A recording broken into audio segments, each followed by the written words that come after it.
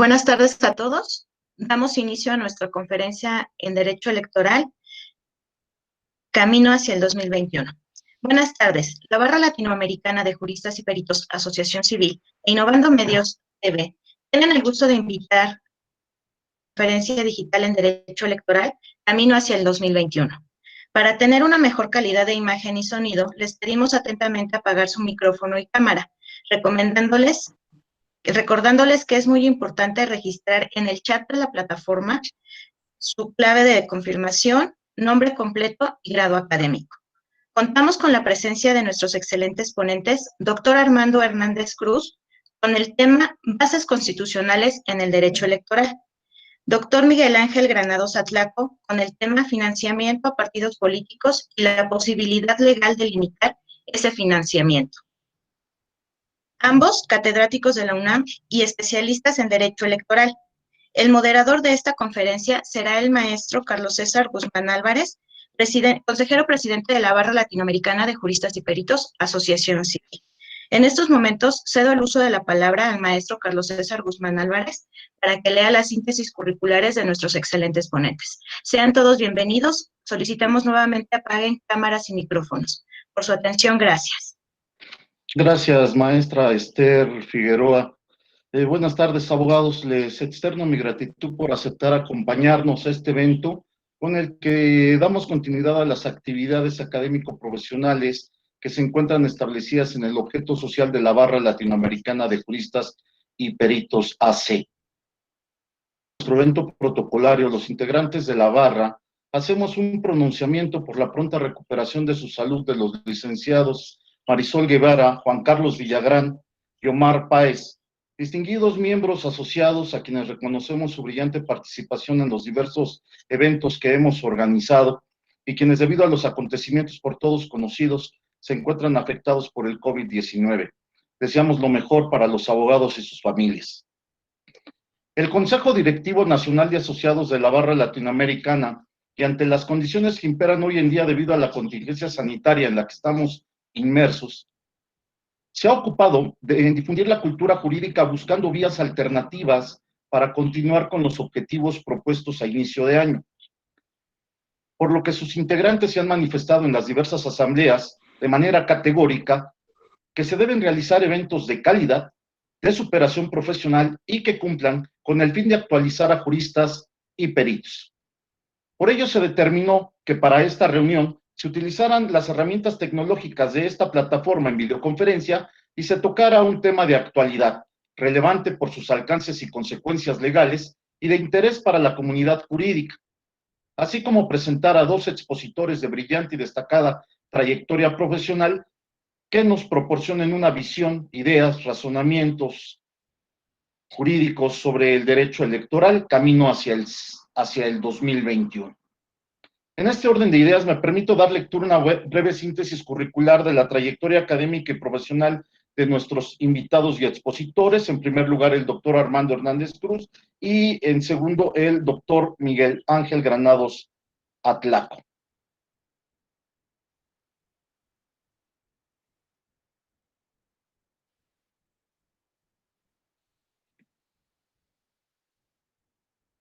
El doctor Armando Hernández Cruz es licenciado, maestro y doctor en Derecho, economista, periodista, conferencista, escritor, articulista y docente. Candidato investigador SNI, especialista en Derecho Constitucional, Derechos Humanos y Derecho Electoral.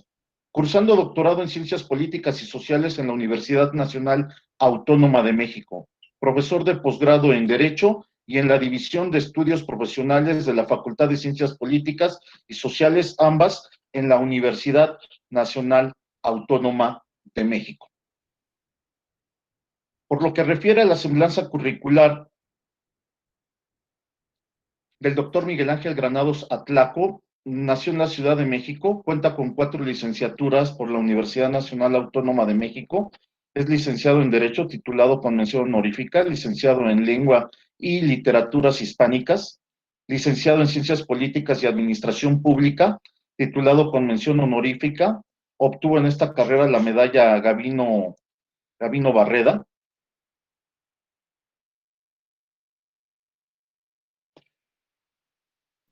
Concluyó la carrera de filosofía obteniendo de nueva cuenta la medalla Gavino Barreda. Estudió la especialidad en ciencias penales, maestría y doctorado en la División de Estudios de Posgrado de la Facultad de Derecho de la UNAM, obteniendo los grados correspondientes con mención honorífica. Es doctor honoris causa por el Centro Universitario de Estudios Jurídicos. Cuenta con los diplomados en estudios parlamentarios en la Facultad de Ciencias Políticas y Sociales de la UNAM, análisis político en la Facultad Latinoamericana de Ciencias Sociales Flaxo, y en educación a distancia en derechos humanos hacia la especialización desde las ciencias sociales, Cátedra UNESCO de Derechos Humanos de la Universidad Nacional Autónoma de México, con sede en la Facultad de Ciencias Políticas y Sociales. Inició su actividad docente en el año de 1983. Imparte cátedra en la Facultad de Derecho de la UNAM a nivel licenciatura desde el año de 1989, contando con una antigüedad efectiva de 30 años a la fecha. Profesor adscrito a los seminarios de Derecho Penal, Filosofía de Derecho, Derecho Electoral y Derecho Procesal Penal. Ha dirigido más de 100 tesis en dichas materias. Obtuvo el primer lugar en el concurso anual de Pemex 1993 como director de la mejor tesis intitulada El SIDA como forma delictual. Obtuvo el segundo lugar en el concurso nacional de ensayo político del periódico El Universal en 1996 con el trabajo titulado Democracia Mexicana, Fenómenos y Perspectivas. Obtuvo en 2003 el primer lugar en el segundo certamen de ensayo sobre justicia penal electoral organizado por el IFE, la PGR, la FEPADE y el INACIPE. Coordinó el grupo consultor externo que elaboró y aplicó la evaluación para la selección de los consejeros electorales ciudadanos y del secretario ejecutivo que integraron el Consejo General del Instituto Electoral de Tlaxcala en el periodo 2003-2007. En la Facultad de Ciencias Políticas y Sociales fundó en 2009 la materia de Derecho Electoral Mexicano que se imparte a la fecha. Es director de tesis en el Centro de Estudios Políticos. Ha dictado más de 60 conferencias en diversas instituciones educativas públicas y privadas, así como en diferentes instituciones públicas. Ha impartido clases, cursos y seminarios en diversas universidades públicas y privadas. Es director del doctorado en el Centro Universitario de Estudios Jurídicos, nivel en el que la primera generación de egresados lleva su nombre. Ha grabado más de 20 programas para el canal judicial en materia electoral y penal. Es miembro de diversas asociaciones y colegios de abogados. Ha recibido diversos premios y distinciones, tales como el Premio al Mérito Académico 2015, la presea de la Orden Benito Pablo Juárez García, otorgada por el Instituto Nacional de Estudios en Derecho Social, y en julio de 2017 el reconocimiento al mérito académico por parte de la institución para la celebración del Día del Abogado, INTAC.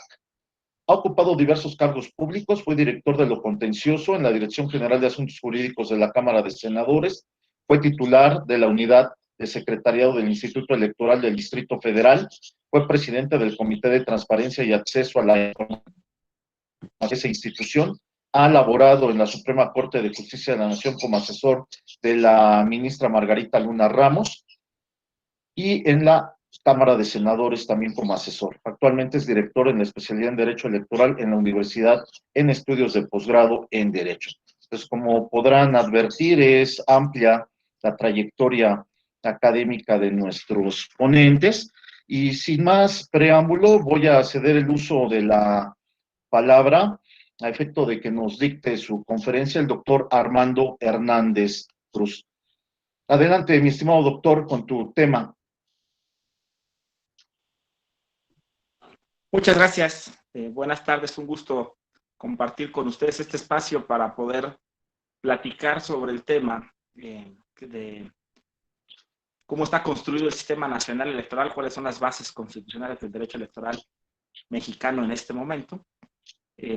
Y me parece que puede ser un tema de interés y un tema de actualidad. Por supuesto, estamos en la antesala del inicio del proceso electoral federal 2020-2021, que iniciará la primera semana de septiembre, si es que no hay cambios por motivo de la pandemia, que además tendrá influencia de varios procesos electorales de índole local en diversas entidades federativas de nuestro país, incluyendo 15 gubernaturas en algunos de los estados de la República, diputaciones locales y ayuntamientos, siendo la próxima elección la más numerosa, la más grande en números en cuanto a cargos públicos a elegir. El precedente inmediato es la del 2018, pero esta elección tendrá ahora muchos más cargos públicos federales y locales, aunque siendo una elección intermedia, los cargos federales a elegir únicamente son las diputaciones federales. Los cargos estarán en el ámbito local. Y bueno, en la antesala de este proceso electoral vale la pena hacer del rediseño institucional del modelo electoral mexicano a partir particularmente de la reforma electoral de 2014, cuáles son sus componentes constitucionales y cómo funciona y para qué sirve, en fin. Entendido que ustedes ya tienen pues alguna formación y conocimiento en temas electorales, entonces yo parto de la intención de revisar cómo se revisa el texto constitucional a la luz de su mandato jurídico y de su contenido político, de revisar sobre todo del artículo 41 que contempla el fundamento constitucional más relevante del derecho electoral, digamos que es la principal fuente que podemos llamar base constitucional del derecho electoral, aunque hay otras disposiciones, otros artículos, a través de lo que se estudia normalmente en el derecho electoral, las instituciones y los procedimientos electorales. Entendiendo por instituciones tanto las autoridades electorales como los partidos políticos. Y los procedimientos electorales, particularmente lo que se conoce como administración electoral. Todo lo que tiene que ver con la organización de las elecciones en nuestro país. Que antes de 2014 era mucho más sencillo de explicar y después de este nuevo marco constitucional, después de la reforma de 2014, que ya ha tenido dos elecciones de prueba, que fueron la de 2015 intermedia, la de 2018 presidencial, y esta será su tercer ejercicio en práctica.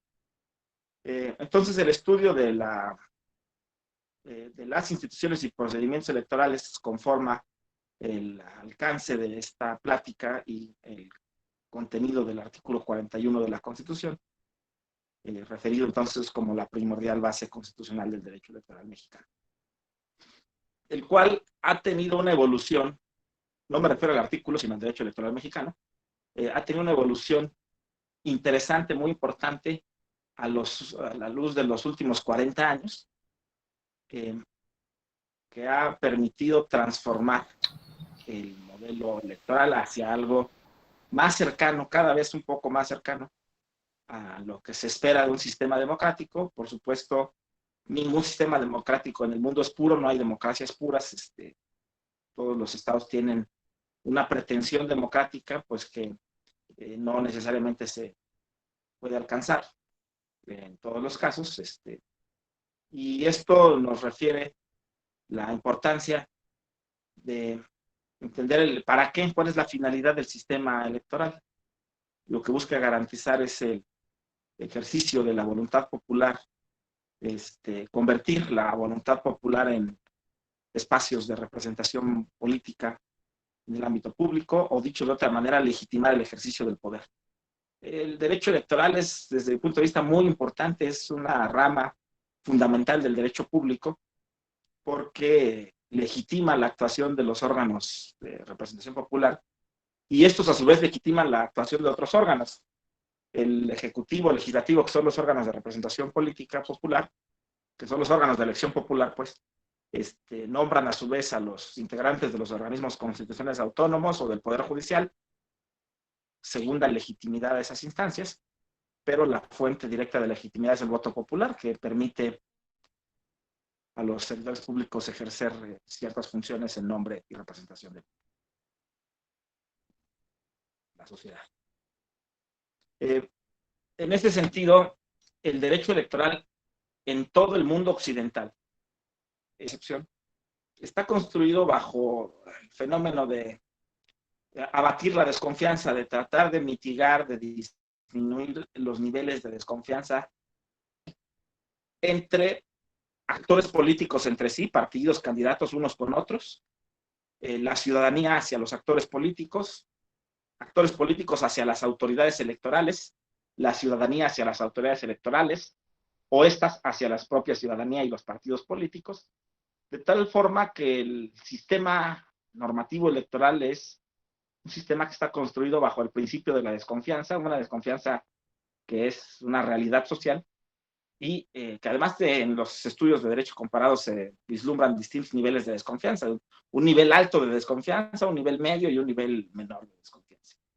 En los países que tienen un menor nivel de desconfianza, incluso es la propia autoridad administrativa, el Ministerio del Interior, como Gran Bretaña o Alemania, quien organiza las elecciones. Hagan de cuenta como aquí hace 40, 50 años, bueno, 40 años todavía, la Secretaría de Gobernación organizaba las elecciones. Nosotros, debido a la desconfianza elevada que había, transitamos hacia otros modelos donde no es la autoridad de gobierno la que organiza las elecciones, sino una autoridad especializada, el Instituto Electoral, hoy está así llamado, que a su vez, de acuerdo con la reforma de 2014, tiene a su cargo no solo la organización de las elecciones federales, sino la conducción del Sistema Nacional Electoral. El Sistema Nacional Electoral es un mecanismo que articula la actuación del INE y de los organismos públicos locales electorales, conocidos como OPLES por sus siglas, que funcionan en cada una de las 32 entidades federativas de nuestro país. La articulación del INE y de los OPLES en un sistema nacional electoral hace que el INE tenga intervención en la organización de procesos electorales locales. Además de tener la tarea fundamental de organizar las elecciones federales, también tiene a su cargo contribuir o participar en algunos espacios de toma de decisiones en la organización de las elecciones de las entidades federativas. Y esto pues le carga más tareas a la institución nacional. De tal forma que lo que se busca a final de cuentas es evitar la desconfianza, legitimar la actuación del poder público y garantizar el ejercicio democrático del voto libre y garantizar el resultado de las elecciones a través de ese voto libre. Y todo un modelo, todo un sistema que tiende a ser democrático, debería tender a ser un sistema democrático, lo cual se considera un valor fundamental de los estados y de las constituciones del mundo occidental. En este contexto, podemos encontrar que la regulación del Sistema Nacional Electoral a partir de 2014 implica un modelo de distribución de competencias complejo, bastante complicado, entre el INE y los OPLES. Repito, la organización de las elecciones federales está totalmente a cargo del INE, no hay problema, no hay ningún conflicto en ese sentido, pero la organización de las elecciones locales, los problemas de articulación, de cómo embona el INE con el OPLE para organizar las elecciones locales. ¿Cuáles son las elecciones federales? Senadores, diputados. ¿Cuáles son las elecciones de índole local de las entidades federativas? Gobernadores, congresos locales y ayuntamientos. De tal manera que la organización de estas tres elecciones locales en las entidades federativas, y en el caso de la Ciudad de México tenemos en lugar de gobernador jefe de gobierno, las alcaldías, que también son órganos colegiados de gobierno. Los sistemas electorales están diseñados en cada una de las leyes electorales de las entidades federativas, mientras que la elección federal se regula en la Ley General de Instituciones y Procedimientos Electorales, en la LEGIP. Pero la LEGIP también establece algunas bases para la organización de elecciones locales. De tal manera que cómo identificar las competencias que le corresponden al Instituto Nacional Electoral para las elecciones locales, pues a partir de la lectura del artículo 41 de la Constitución. Este artículo, a diferencia de otras disposiciones constitucionales, tiene una técnica legislativa compleja y distinta. Los artículos constitucionales, habitualmente la técnica legislativa que se ha venido siguiendo es dividirlos en apartados, los apartados en fracciones, las fracciones habitualmente en bases, y luego en incisos. Uno se divide primero en bases, y las bases se dividen en apartados, y los apartados en fracciones. Entonces, genera un tanto de conflicto o confusión el análisis, el estudio de esta disposición constitucional. Entonces, la fracción primera del artículo 41 pues, se divide en bases, luego vienen estos en incisos, y luego ya ahí pasamos al apartado. Apartado A, fracción tercera, apartado A, regula la figura del Instituto Nacional Electoral, señalando que tiene una función de Estado, una función esencial determinante del Estado mexicano, que es la organización de las elecciones. Esa es su tarea primordial. Y quiero hacer un paréntesis para comentar un tema de contexto. El lunes, el presidente de la República hizo una declaración en la que dijo que él había decidido convertirse en guardián de las elecciones. Después aclaró incluso que el término lo parafraseó de un discurso del expresidente Madero, allá de la época de la Revolución. Y al día siguiente, el martes de esta semana, el presidente del INE, el doctor Lorenzo Córdoba, contrarrestó esa declaración diciendo que nuestro país ya tiene un guardián de las elecciones, que es el INE. Eso dijo el doctor Lorenzo Córdoba. En realidad, el INE no es el guardián de las elecciones, tampoco lo es el presidente de la República. El INE tiene la tarea fundamental de organizar las elecciones. Entonces, su tarea se constituye en la administración electoral del país. Organizar adecuadamente las elecciones, llevar a cabo los procesos y las etapas y el ejercicio del derecho al voto de todas las personas, de acuerdo con los principios democráticos y constitucionales y de acuerdo con las leyes de la materia. En realidad, el guardián de la Constitución el guardián de las elecciones en estricto sentido, en último término, lo sería el Tribunal Electoral del Poder Judicial de la Federación, porque a su cargo sí está la tarea de verificar que las actuaciones de las autoridades electorales que administran las elecciones se lleve a cabo conforme a lo que las reglas establecen. Conducta de los partidos políticos para que no se salgan del margen institucional que las leyes les permiten. Entonces, no se ha pronunciado, y creo que es correcto que no se pronuncie el Tribunal Electoral sobre esta disputa, sobre ese debate, pero ni es el presidente ni es el INE el guardián de las elecciones, sino el Tribunal Electoral a través de sus distintas instancias, quienes deben resguardar los valores democráticos a través de sentencias para hacer que todos los actores y el árbitro se ajusten a estas disposiciones. Entonces, cierro este paréntesis. ¿Por qué hacía este comentario? Porque el artículo 41 determina precisamente que el INE tiene a su cargo la función importantísima de organizar las elecciones.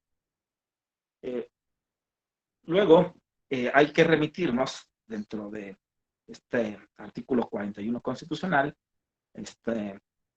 a la parte en donde se distribuyen las competencias entre el INE y los OPLES. Esta fracción quinta, apartado A, señala la integración y estructura del Instituto Nacional Electoral, un tema que también considero que es de interés y de actualidad, dado que el día de ayer la Junta de Coordinación Política de la Cámara de Diputados anunció que se reactiva el proceso de selección de 4 integrantes del Consejo General del INE a través de un modelo complejo previsto en la Constitución, en este artículo 41, único de evaluación, designados sus integrantes, 3 por la JUCOPO, 2 por el INAI y 2 por la CNDH, la Comisión Nacional de los Derechos Humanos. Hizo ese diseño, pero así se determinó que estos órganos intervinieran en la creación de un comité técnico de evaluación que se acordó que reanudará sus funciones el 22 de junio y que para el 6 de julio, reanudará sus funciones y para el 22 de julio se estaría votando en la Cámara de Diputados la integración de los 4 consejeros faltantes del INE y de esa manera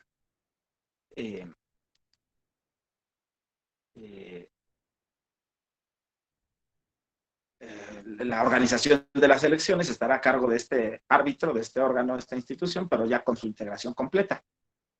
Perdón, vi una pregunta en el chat, no la alcancé a leer completa. Si alguien de la coordinación de este evento quisiera ir leyendo las preguntas en algún momento, o si esperamos hasta el final, como ustedes me indiquen, para poder seguir avanzando con los temas. Entonces, aquí sí les pediría que me indiquen. Si quieres, con gusto te formulo la pregunta para ir avanzando. Nos comenta el doctor Eduardo Tepal que, buenas tardes, doctor Armando. Entonces, los defensores de las elecciones somos todos como ciudadanos comprometidos a que nuestro país se desarrolle en una democracia, o resulta indebido en todo caso hablar de defensores de las elecciones. Sí, yo creo que la categoría guardián de las elecciones, un término político, puede ser un término político, por supuesto, un término ideológico, pero también puede ser un término de análisis y estudio científico del derecho electoral. En el derecho comparado internacional se estudia la categoría de guardián de la Constitución como la atribución o función que tienen los tribunales e instancias jurisdiccionales o no jurisdiccionales de protección de la validez de las elecciones. En este caso, el sistema mexicano funciona a una instancia jurisdiccional. En otros países se atribuye esa tarea a instancias, consejos administrativos o no jurisdiccionales, o incluso a instancias internacionales.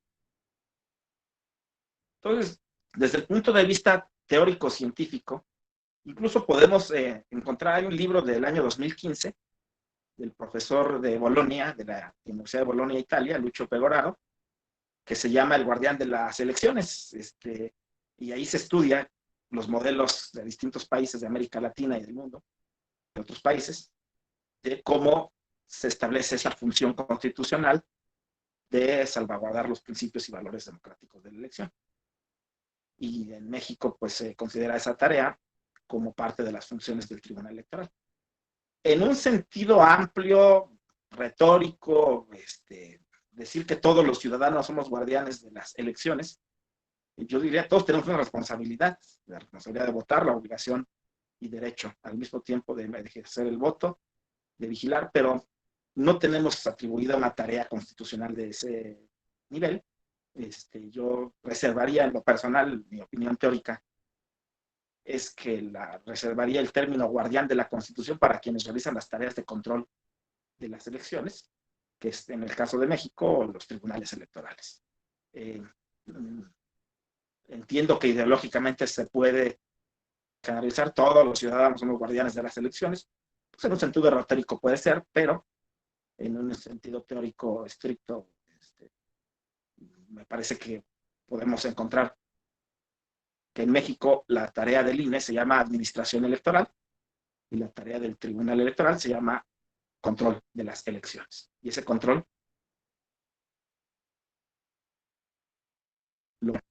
de las elecciones. Por eso yo en lo personal no diría que todos los ciudadanos somos guardianes de las elecciones. Tampoco lo es el presidente de la República y tampoco el INE. Bueno, pero lo decía yo, quería abordar un tema de coyuntura, y un segundo tema de coyuntura es la integración del INE con 10 consejeros ciudadanos y un consejero presidente. Ya por mandato constitucional deberá integrarse paritariamente, seguramente 5 consejeros, 5 consejeras. El consejero presidente fue electo por 9 años, el doctor Lorenzo Córdoba, y probablemente después pueda ser sustituido por alguna mujer en el ejercicio de su encargo. No es obligatorio porque una sola persona pues no se puede considerar como una integración paritaria, el consejero presidente. Pero bueno, su integración, su estructura, los órganos que lo componen, los 10 consejeros ciudadanos, el consejero presidente, los los representantes de los partidos políticos, los representantes de los grupos parlamentarios integrados en las cámaras del Congreso de la Unión, el secretario ejecutivo, que acuden con voz pero sin voto. Todo lo que les estoy diciendo es el artículo 41 constitucional, por cierto. un contralor designado por la Cámara de Diputados, que puede establecer sanciones respecto a las responsabilidades, es el órgano interno de control, pero a diferencia de otros órganos, no lo nombra el propio instituto, sino que es nombrado el titular de este OIC por la Cámara de Diputados. Entonces, eso a grandes rasgos de estructura, las funciones, el artículo 41,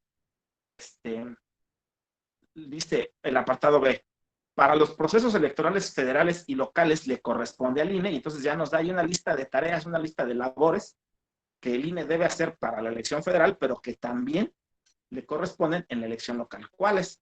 Por ejemplo, la geografía electoral. Determinar el mapa electoral de los distritos, los 300 distritos electorales federales y las 5 circunscripciones electorales del país. Es una tarea del INE para las elecciones federales.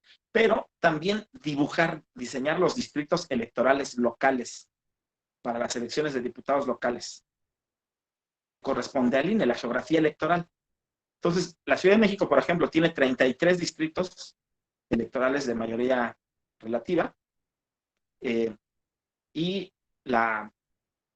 el diseño, distribución, con criterios de población, con criterios sociológicos, con criterios de identidad, pues de todos los que se supone que debe tomar en cuenta el INE. Antes lo hacía el OPLE, y el OPLE se supone que estaría más cercano a conocer las características y necesidades de la entidad federativa. Pero bueno, aquí tenemos distritos electorales que dividen la población, hasta las demarcaciones de Xochimilco y Tláhuac, que dividen la población del pueblo de Tulyehualco en 2 demarcaciones y en 2 distritos, y esto genera problemas de identidad porque no se sienten representados en un lado o en otro. De tal manera que a veces hay fallas en el diseño de la geografía electoral. Pero bueno, esa tarea se centralizó en el INE, ya no la pueden hacer los otros. La emisión del padrón electoral y la credencial para votar la tiene el INE, y desde los 90, desde el inicio del IFE, la tarea que tiene el Registro Nacional de Electores, porque pues, no puede haber una credencial de elector para cada entidad federativa, para cada elección. Esa tarea está centralizada desde el origen y se mantiene centralizada. La capacitación electoral, lo cual puede generar ciertos problemas, porque cuando alguien es insaculado como funcionario de casilla, pues va a recibir capacitación del INE. Pero si se trata de una elección concurrente con casilla única, los funcionarios capacitados por el INE se capacitan con la legislación federal y no con la ley electoral local. Entonces, cuando tengan que contar los votos, por ejemplo, para ver cuáles votos son válidos, cuáles son nulos, estoy viendo ahí preguntas. Ustedes me dicen si las voy contestando o esperamos al final, como me vayan indicando. Lo que sí les puedo decir es que yo no alcanzo a leer las preguntas en el chat, pero como ustedes me vayan a indicar. Si quieres, mi estimado doctor, al Sí, final perdón. le damos respuesta a las preguntas. Gracias. Como ustedes me digan, con todo gusto, claro que sí. Y entonces la casilla única tiene el problema de que los funcionarios de casilla fueron capacitados con la legislación electoral federal, y entonces en esa casilla se van a contar votos locales de la elección local. Por ejemplo, en la Ciudad de México, ayuntamiento, perdón, alcaldías o diputados locales, y la capacitación no sigue las reglas de la legislación local. Este problema de la casilla única ha generado distintas problemáticas, distintas discrepancias en el modelo electoral. Y no solo la casilla única, hay otros aspectos que generan problemas nuevos. La reforma de 2014, el Sistema Nacional Electoral, genera problemas nuevos que los estudiosos del derecho tenemos que resolver, atender o buscar maneras de solución. Uno de estos que me parece relevante comentarles es la posibilidad de que exista contradicción entre un ordenamiento local electoral y un ordenamiento nacional en materia electoral. Estos problemas jurídicos no se presentaban antes. El artículo 124 de la Constitución es muy claro al señalar que las facultades que no están expresamente conferidas a los funcionarios federales se entienden reservados a los de las entidades federativas. Entonces, local, y por lo tanto no hay invasión de competencias. Los sistemas nacionales, entonces, al aglutinar funciones entre federación y entidades federativas generan una excepción al artículo 124 constitucional, y eso pasa con el Sistema Nacional Electoral, el Sistema Nacional Anticorrupción, el Sistema Nacional de Transparencia, el Sistema Nacional de Seguridad Pública y todos los nuevos sistemas nacionales que están surgiendo. Pero en el caso del Sistema Nacional Electoral, fíjense, tenemos una ley electoral del estado de Hidalgo y del estado de Coahuila, o sea, cada estado tiene su ley electoral, emitida por su Congreso local, un Congreso votado y electo con legitimidad democrática. Y esa ley electoral de Hidalgo, por ejemplo, dice que la elección de este año de ayuntamientos se iba a llevar a cabo en el mes de junio, si no me equivoco, o sea, ya tendrían que estar votando en este mes, del año 2020. Y un acuerdo del INE dice que en los estados de Hidalgo y Coahuila la elección se llevará a cabo, creo que en octubre, si no me equivoco. Entonces hay una antinomia, hay una contradicción entre lo que dice la ley electoral local y lo que dice un acuerdo del INE. ¿Cómo se resuelven las antinomias? Uno de los métodos, generalmente el método de solución de antinomias, es el método jerárquico. La norma superior prevalece sobre la inferior. Entonces, si quisiéramos recurrir a ese método para resolver la controversia, que la elección se celebrará en una fecha, el acuerdo del INE dice que la elección se celebrará en una fecha distinta. ¿Hay una contradicción? Por jerarquía, la norma superior prevalece sobre la inferior. ¿Cuál es la norma superior? ¿El reglamento del INE o el acuerdo del INE o la ley local? Bueno, lo mismo sucede con el Reglamento General de Elecciones del INE. Este reglamento contradice disposiciones de leyes electorales de la Ciudad de México también, y esas contradicciones, esas antinomias, no tienen hasta el momento un método de solución. Porque no podríamos decir que la ley local es superior jerárquica al reglamento del INE o a un acuerdo del INE. Que los acuerdos del INE son jerárquicamente superiores a la legislación local emitida por los congresos locales. ¿O qué tal si la contradicción viene en contra de la constitución de una entidad federativa como la Constitución de la Ciudad de México? La Constitución de la Ciudad de México dice una cosa y el reglamento de elecciones del INE dice una cosa distinta, hay una antinomia, una contradicción. ¿Cómo resolver esos conflictos normativos en el Sistema Nacional de Elecciones? Es un problema, me parece que es un problema novedoso, un problema jurídico que requiere estudio, atención, investigación, análisis y teorización novedosas que no se han hecho. No hay suficientes estudios jurídicos del Sistema Nacional Electoral de 2014 porque es nuevo. Ya tiene 2 elecciones, la de 2015 y la de 2018, y no hay estudios suficientes sobre el Sistema Nacional Electoral. Por lo tanto, yo sugiero, yo siempre que puedo, recomiendo que se resuelva el estudio del derecho electoral a partir de conocer las reformas electorales, de ubicar lo que dice la Constitución, las bases constitucionales, pero también es cierto, y lo tengo que decir, y perdón, a lo mejor no es lo más conveniente, pero cada proceso electoral importante hay una reforma constitucional. La materia que tiene más constancia en reformas es la materia electoral. De tal manera que probablemente después de la elección de 2021 y antes de la del 24, veamos una reforma impactante en materia electoral, y todo lo que podamos platicar ahorita pues ya queda sin efectos porque cambiará el Sistema Nacional Electoral. Ustedes recordarán seguramente que la intención era no crear este sistema nacional, sino desaparecer los soples y que el INE organizara todas las elecciones federales, estatales y municipales. Esa intención original no se logró con la reforma de 2014, probablemente se logre después del 2021, no lo sé. Una de las causas por las que no se logró desaparecer totalmente a los soples, entre otras, es porque los soples, en su presupuesto dado por las entidades federativas, por los congresos locales, una parte de recursos para el financiamiento público a los partidos políticos. Ahí ya también lo ligo con la figura de partidos políticos que también regula el artículo 41 constitucional.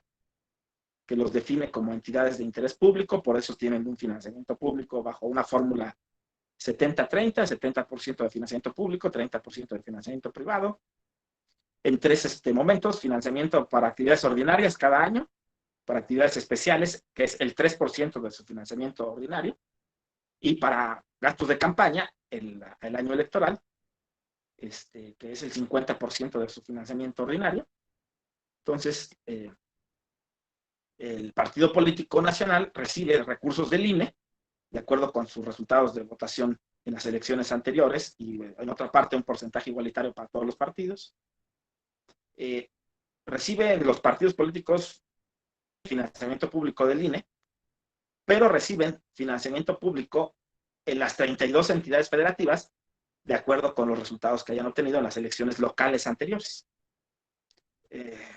La cantidad de recursos que reciben los partidos es muy importante, muy fuerte, y si hubieran desaparecido los soples, pues una de las consecuencias sería que los congresos locales ya no destinaran recursos para el financiamiento público de partidos a nivel local, y por lo tanto, pues ya no habría ese beneficio en materia de prerrogativas. Si alguno de ustedes tiene interés en hacer el estudio, revisen en el presupuesto del INE de este año, cuánto toca a cada mes de administración a los partidos políticos, sobre todo el partido que tiene más financiamientos, Morena, porque tuvo la mayor cantidad de votos en la elección anterior, la de 2018. ¿Cuánto recibe para actividades ordinarias? Para actividades de campaña va a empezar a recibir en septiembre de este año y hasta agosto del año que entra, y el 3% para actividades extraordinarias.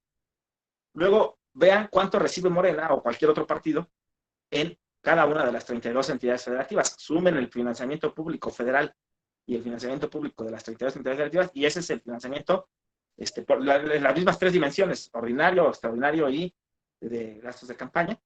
Y esa suma de los 33 órdenes presupuestales es el dinero que recibe un partido político nacional en un año electoral, y son importantes fuentes de recursos, de tal manera que la democracia electoral en nuestro país es muy cara. El costo de las elecciones es muy caro porque nos cuesta mantener a la autoridad administrativa electoral, a la autoridad o las autoridades jurisdiccionales electorales, porque también tenemos autoridad administrativa electoral federal y locales, tenemos autoridades jurisdiccionales federal y locales. Entonces, el costo de operación de todo el aparato de autoridades electorales, más el costo del financiamiento de todos los partidos políticos nacionales a nivel federal y a nivel de las entidades federativas, es el costo operativo de sesión del día de hoy. Es un gusto contar con su presencia y bueno, también agradecerle a este egregio colegio la invitación. De verdad que es un honor y sobre todo hablar de estos temas tan importantes, tan trascendentales como los que ya plantea el doctor Armando Hernández, quien me precedió. Y bueno, pues vamos a entrar en materia, porque hay mucho que decir en el tema electoral. Yo supongo que algunos de los que ya están acompañándonos, pues ya traen algún conocimiento también de las cuestiones electorales. Y siempre hemos dicho que es algo extremadamente complejo. Efectivamente, me sumo a la opinión del doctor en el sentido de que hemos transitado una complejidad de las elecciones a tal grado que en lugar de simplificar las cosas y de hacer esto incluso de un apetito más participativo de parte de la ciudadanía, lo que hemos hecho realmente es pues generar cualquier cantidad de condiciones complejas que pues lógicamente pueden derivar también en un desincentivar a la ciudadanía de esta necesidad de participar en la toma de decisiones tan importantes como es la de precisamente pues nada más y nada menos ver quién va a ejercer las funciones de gobierno, ¿no? Entonces, vaya, habrá que empezar por ahí. Yo voy también a iniciar al revés, es decir, voy a iniciar por mis conclusiones y después me voy a explicar en cada una de ellas. La primera es que efectivamente creo que hay que someter a un juicio muy detallado y muy pausado el tema del financiamiento. El financiamiento en general, ¿sí? Y ya me daré mis razones. Pero lo que sí sostengo es que sí debe conservarse el financiamiento público, porque ha habido voces que van en la lógica de que desaparezca el financiamiento público. Ni tanto que quema el santo, ni tanto que no la alumbre. Vamos a buscar un justo medio y ahorita vamos a explicarnos un poquito más. Por otro lado, efectivamente también creo que dada esta subcultura en este país de la trampa, del fraude, de la deshonestidad, pues es necesario gastar en la construcción de esquemas que buscan esa democratización de nuestro país. Soy de los escépticos acerca de ya tener una verdadera democracia en México. Creo que estamos en una ruta, ¿no?, democratizarnos, pero vamos a comentar también sobre el tema. Y otra conclusión muy importante sería que pues necesitamos órganos electorales sólidos, que no basta con una serie de asignación de tareas claramente definidas normativamente hablando, si no cuentan con esa solidez desde su integración hasta lo que sería precisamente la necesaria experticia que tendrán que manejar en el ámbito muy particularmente especializado del derecho electoral. Voy a ir explicándome en cada una de ellas entonces. A ver. En primer término, yo los invito a que hagamos todos una reflexión en particular, y si alguien la quiere compartir a nivel del chat paralelo, también sería sano. ¿Para cuánto les gusta que nos sirvan 5,000 millones de pesos? ¿Para cuánto les gusta que le pudieran servir a este país 5,000 millones de pesos? ¿Para cuánto les gusta que les sirva a cada partido político la asignación que se les hace anualmente de dinero? Porque de verdad son monstruosas las cantidades que reciben estos señores, ¿no? Por ejemplo, Morena, nada más este año se llevó 1,440 millones de pesos, poco más de 1,440 millones de pesos, ¿sí? El PRI, un partido que se mostró realmente sin una fuerza electoral firme en esta última elección, ¿no? Pues por ahí de alrededor de los 642 millones.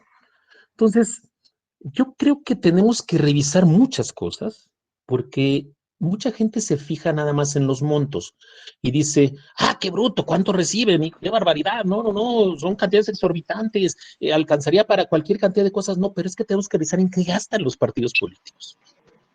O sea, si realmente se necesita, miren, es muy fácil. Hay una regla en la economía, y no sé si hay algún economista que nos acompañe, y si me equivoco, que me corrija. Una regla económica muy sencilla es la de costo-beneficio. O sea, ¿en qué gasto y qué beneficio me genera? Porque si efectivamente lo que yo destino para cierto gasto me va a redituar de manera significativa, pues definitivamente está perfectamente justificado cada peso que yo invierta. Pero si hablamos de un dinero que no vemos, ¿por qué en los países de primer mundo mucha gente no tiene el más mínimo recato, ni la más mínima duda de cubrir sus impuestos? Que además hay evidencia de países de primer mundo que tienen no solamente una alta recaudación, sino que también un alto índice de cargas impositivas en lo que se hace. Pero ¿por qué no ponen peros? Porque lo ven cuando salen a la esquina, salen a la calle y ven su calle pavimentada, salen y ven que hay luz, alumbrado público, abren una llave de agua y no les falla el agua.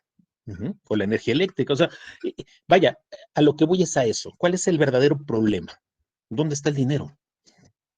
¿Dónde queda el dinero? Es decir, ¿qué evidencias tenemos de que eso que dicen que gastan en las tareas que están asignadas, que esto es algo súper importante también que no debemos perder de vista, como la propia Constitución, ¿no?, retomando un poquito el tema anterior, como en la propia Constitución encontramos efectivamente tareas muy claramente asignadas a los partidos políticos. O sea, los partidos políticos, ¿sí? No se trata de clubes como se han tomado últimamente o de negocios familiares, y espero que nadie se me ofenda si aludo a algún partido político en particular. Yo soy un político apartidista, no tengo ni una afiliación partidista, pero los partidos políticos no tienen que ser eso. Ni clubes familiares, ni clubes sociales, ni solo para la grilla. Vaya, es entendible que efectivamente forman parte de esa lucha por el acceso al poder y a los cargos de elección popular, ¿sí? Pero es muy fácil. Simplemente basta ver cómo la Constitución les asigna una tarea sublime, una tarea elevadísima que tiene que ver precisamente con la obtención de aquellos grandes fines que se supone que le hemos reconocido a la democracia. Tienen que promover la participación del pueblo en la vida democrática, por ejemplo. Lo dice la Constitución literalmente. Tienen que fomentar el principio de paridad de género, por ejemplo. Deben contribuir a la integración de los órganos de representación política. En fin, hay una serie de tareas que dice uno, a ver, ¿dónde está? ¿Dónde está eso? Porque a la hora que vemos números otra vez y empezamos a revisar números y decimos, bueno, a ver, nuestro padrón electoral más o menos andaba sobre 90 millones para la elección de 2018, ¿sí? Y votan 50 millones y medio. Dices, a ver, ¿y dónde está toda esa ciudadanía, los otros 39 millones, que decidieron no votar? ¿Dónde están? ¿Sí? ¿Y saben dónde están? Pues están precisamente en los bolsillos de los partidos políticos, porque noticias. Para determinar el financiamiento público se toma en consideración precisamente la cantidad de ciudadanos inscritos en el padrón electoral.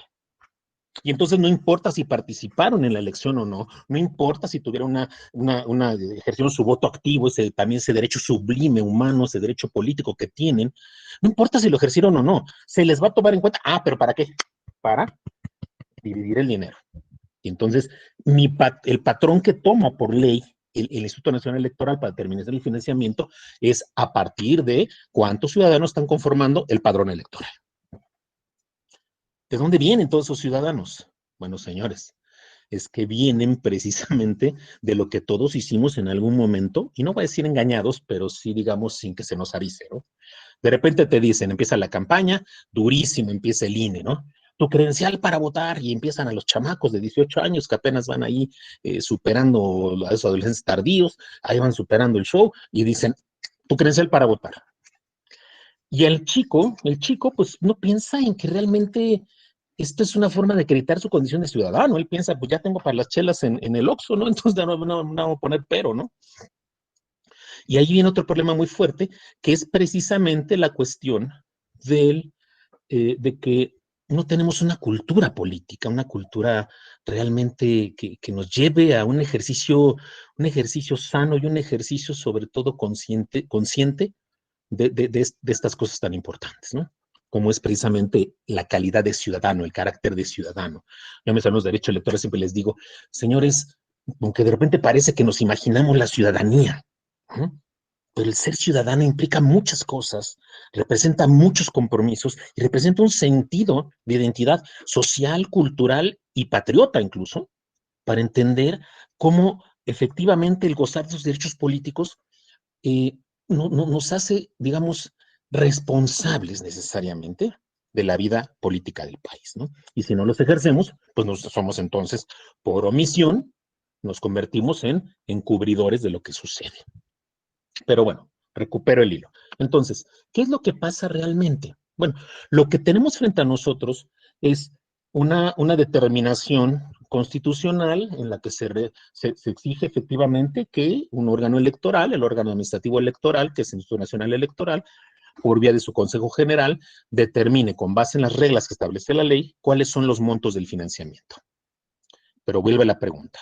A ver, ¿para qué? ¿Dinero para qué? ¿Para qué lo quieres?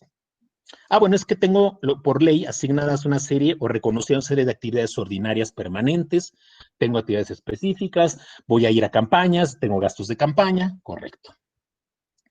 ¿Qué necesitas? ¿Qué necesitas? Porque yo no sé si ustedes han visitado las oficinas de los partidos políticos, ¿sí? Yo hace muchos ayeres, el siglo pasado, fui invitado a trabajar para un partido político. Y créanme que te sorprende cuando te das cuenta que incluso hay oficinas que están en mejores condiciones que muchas oficinas gubernamentales. Cuando ves lo que es la flota vehicular que manejan, etcétera, tú dices, bueno, ¿queremos partidos de lujo? Necesitamos partidos de lujo, necesitamos ese gasto y vuelvo a lo mismo. Si se supone que son quienes incentivan de una u otra manera, quienes debieran, digamos, estar participando en esta construcción del apetito democrático que debe estar o imperar en la ciudadanía, ¿dónde queda esa tarea de promover la participación del pueblo? ¿Dónde queda? Porque esta es la parte que nos han quedado de ver los partidos políticos, ¿eh? Y es la parte que no revisamos, nos fijamos en quién sí votó, que por quién votó, que, bueno, no, pero a ver, vamos a ver la otra cara de la moneda. ¿Dónde están los 39 millones de ciudadanos que se abstuvieron de votar? ¿Sí? Que no quisieron votar o no pudieron votar. ¿Qué fue lo que pasó? O sea, ¿en qué momento realmente, por ejemplo, como ciudadano, yo debo anteponer una condición personal, un apetito particular, una actividad familiar, a mi obligación como ciudadano de participar en la vida democrática de este país? Porque eso es lo que dijimos, que queríamos democracia. Ese es el primer punto, ¿no? Dijimos, queremos democracia. Bueno, entonces seamos congruentes. Si queremos democracia, luego, entonces hay que ser congruentes y ir y entonces compartir nuestro tiempo a ese participar en la vida democrática. Pero la democracia no se construye sola, o la democracia no nada más está en un papel, no nada más está en una constitución. La democracia es la vida cotidiana, es el día a día. Por eso el tercero constitucional, cuando habla de la democracia y habla de entenderla como una forma de vida, es algo que también nosotros tenemos que recapacitar acerca de cuál es nuestra visión de la democracia. Y entonces ahí está el problema fundamental, porque nos convertimos en encubridores o cómplices a veces de los partidos políticos que gastan a lo bestia dinero y nosotros no les exigimos lo que debemos exigirles. ¿Sí? La democracia debe ser una forma de vida, una manera de vivir cotidianamente. Tenemos que formar en los niños el apetito democrático, el entendimiento democrático, el aprender a tomar decisiones y no esperarnos a que tengan 18 para decirle, ahora sí, tú decide. Porque eso es lo que también venden a veces los órganos electorales. Ustedes ven las campañas que hacen a través de los medios de difusión colectiva y se van a dar cuenta que hay una serie de distorsiones terribles en lo que señalan, ¿no? O sea, son los primeros en decir tu INE cuando no respetan los conceptos y la credencial, se llama credencial para votar, pues así dice el documento, sino que le cambien arriba y que diga tu INE. Y digo, yo entiendo que es en un sentido populachero decir, bueno, pues es que la gente así las conoce, ¿no? O así las ubica, ¿no? Entiendo, esa parte la entiendo, pero creo que las instituciones deben ser más serias en cómo manejan y deben ser más cuidadosas en la manera en que tratan de adentrarse o involucrarse, ¿no? Con los gobernados y particularmente con los ciudadanos. Y cuando digo gobernados, porque me refiero también a aquellos jóvenes que están en el umbral de convertirse en ciudadanos y que son los que tenemos que empezar a trabajar desde antes, no esperarnos a que cumplan 18 años. Los adolescentes, muchos de ellos, por supuesto, que cuentan con capacidades intelectivas que les permiten, por supuesto, ¿no? Ya, primero hacer un ejercicio racional de su entorno, del lugar donde se ubican, de su contexto. Pero también, pues, es lógico que puedan distorsionar su perspectiva o tener una perspectiva, una visión parcializada, si no les ofrecemos las herramientas para conocer con amplitud la realidad política de este país. Y es parte del manejo que hacen los partidos políticos, ¿no? Norberto Bobbio, en su obra Estado, Gobierno y Sociedad, es clarísimo cuando habla de cuál es ese rol de los partidos políticos en esa, digamos, en esa intermediación que hay entre el Estado y la sociedad civil. Es algo que se ha perdido terriblemente, o sea, y entonces por eso la gran pregunta sigue vigente, y así empezamos. A ver, ¿quieres dinero? Correcto, te lo voy a dar. Ahora dime, ¿para qué? Porque, perdón, pero ningún papá en su sano juicio simplemente le suelta dinero a los hijos y le dice, oye, papá, quiero dinero. Sí, Andrés, ten, ahí está. Digo, al menos que sea que naden en la opulencia y en el desinterés acerca de los hijos, porque pues tampoco es bueno darles todo, pero que nadie en su sano juicio actuaría de esa manera, ¿no? Entonces se supondría que tendríamos que estar pensando en un gasto justificado, ¿sí? Yo siempre he dicho, nada es ni caro ni barato, sino que las cosas simplemente o el gasto es racional o es irracional, ¿sí? Es congruente o incongruente. ¿Con base en qué? Resultados. Y la gran pregunta sigue. ¿Qué nos han dado los partidos políticos? ¿Qué nos han ofrecido? ¿En qué se ha traducido la conducta de los partidos políticos? ¿Realmente tenemos un México mejor? ¿Realmente las cosas se han transformado? ¿Es real que tenemos un gobierno, digamos, que cumple con las expectativas, que tiene como claridad, la claridad de su gran función, que es la función de que todos como pueblo transitemos hacia un bien común, como esencia del Estado? Y hablo de todos los tiempos, no estoy hablando de hoy nada más, estoy hablando de la historia moderna de este país. Claro, hoy agudizado, por supuesto, digo, a reserva de las opiniones que tenga, pero los datos y las cosas son objetivas y ahí están contundentemente manifiestas, ¿no? pero creo que nos siguen debiendo a los partidos políticos mucho, ¿no? El pueblo mexicano no le debe nada a los partidos políticos, nos deben mucho. Nos deben todo ese dinero que se les ha dado durante tantos años. Efectivamente, como todo el mundo lo está pensando, ahí sí son cantidades monstruosas, son cantidades gigantescas. Yo les repito la pregunta original, ¿qué harían ustedes?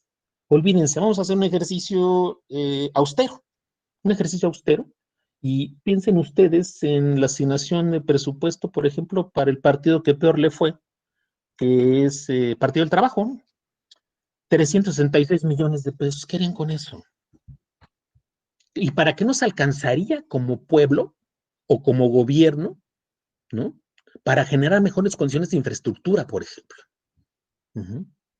Yo no sé si ustedes, ¿no?, estudian en escuelas públicas, pero yo trabajé en escuelas públicas y yo vi las carencias terribles de las escuelas públicas, ¿no?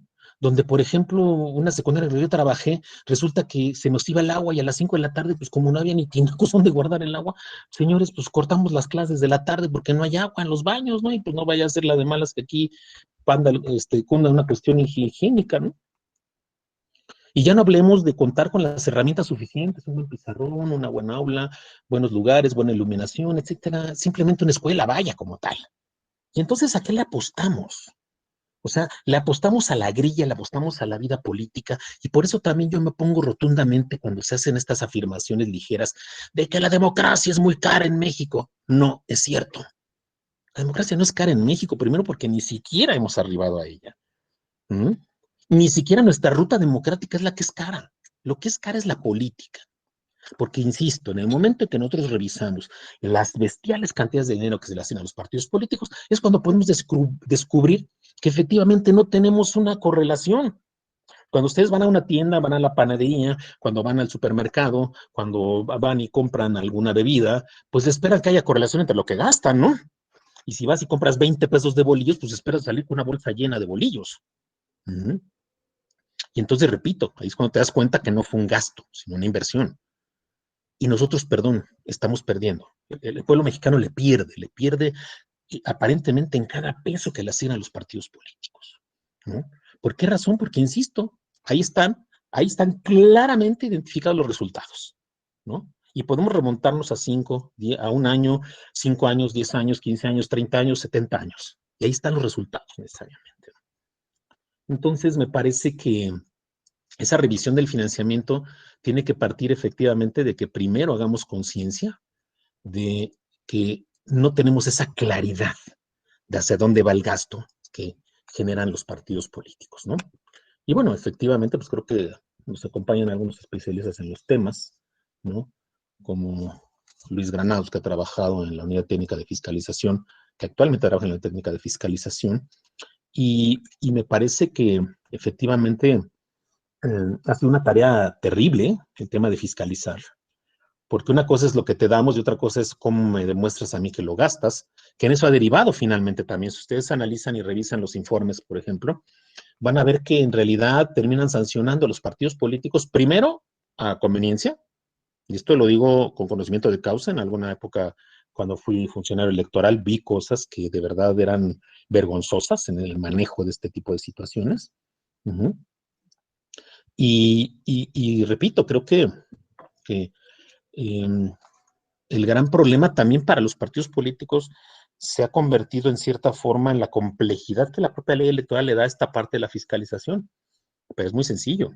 Si tú recibes un solo peso del erario, tienes que rendir cuentas de ese peso que recibiste del erario. Y debe haber una pertinencia en el gasto, ¿no? Debe haber una pertinencia en ese gasto, insisto.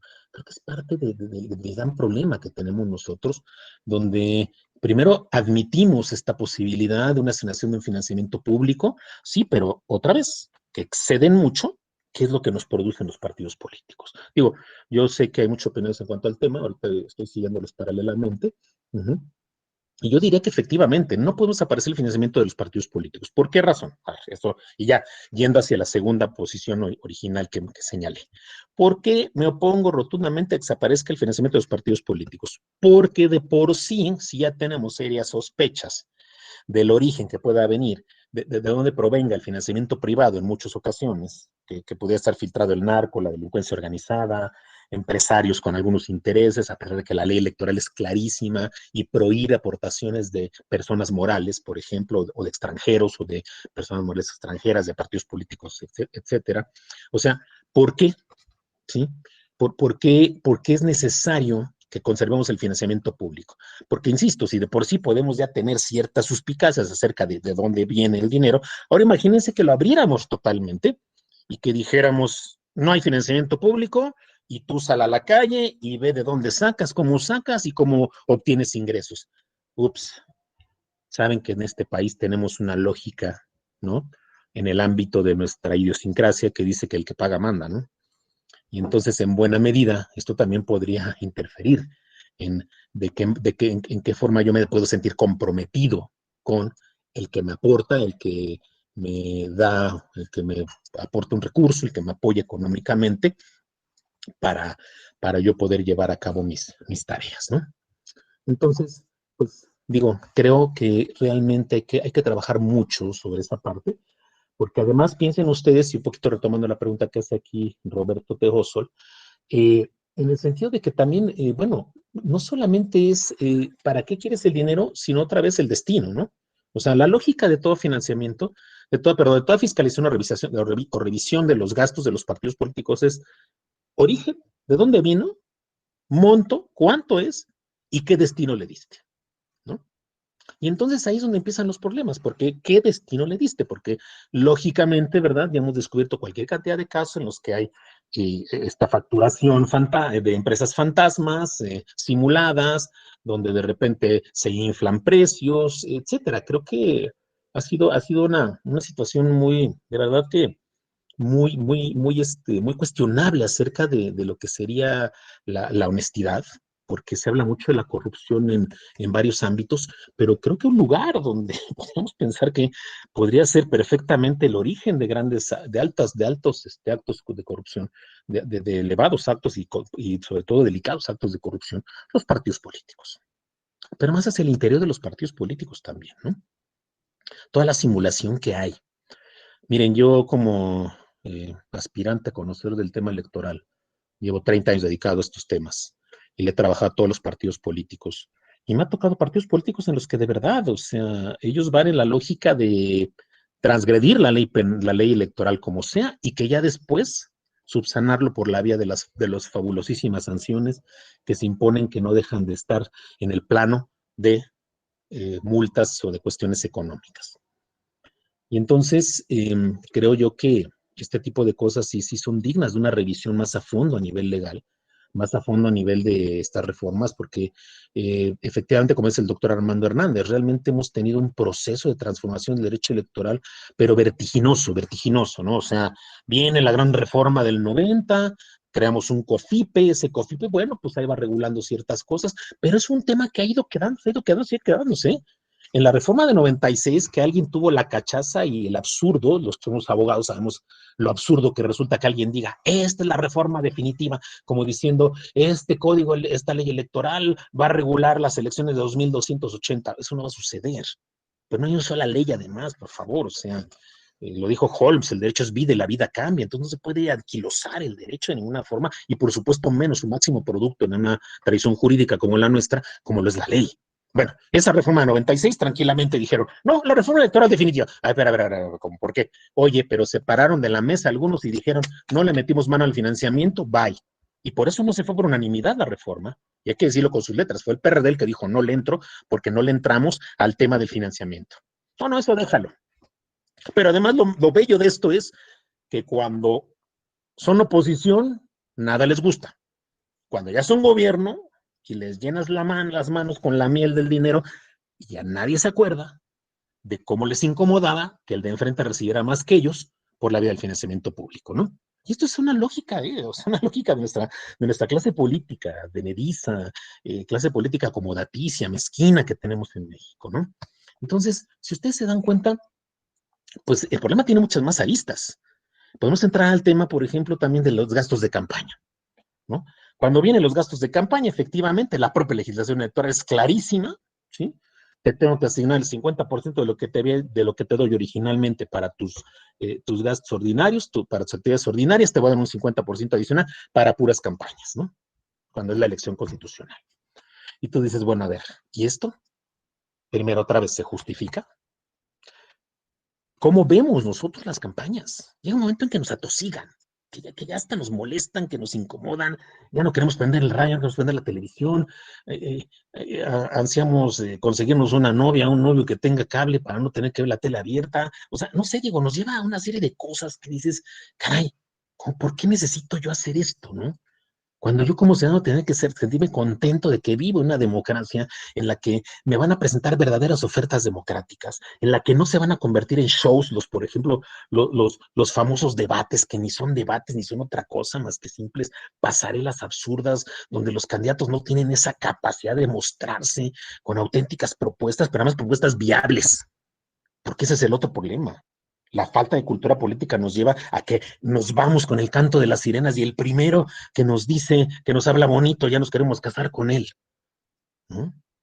No, espérame, a ver, es que nos falta mucho como ciudadanía. Digo, yo creo que es muy fácil a veces criticar los partidos políticos, a veces criticar los órganos electorales, pero a nosotros como ciudadanos nos falta mucho también y tenemos que madurar esa condición de ciudadanos y convertirnos en auténticos ciudadanos, ¿no?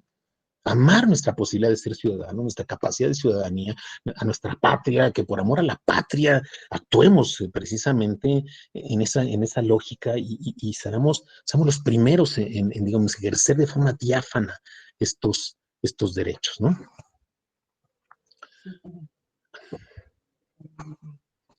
Y entonces creo que es muy importante, vaya, hacer esa reflexión, insisto, creo que no debemos...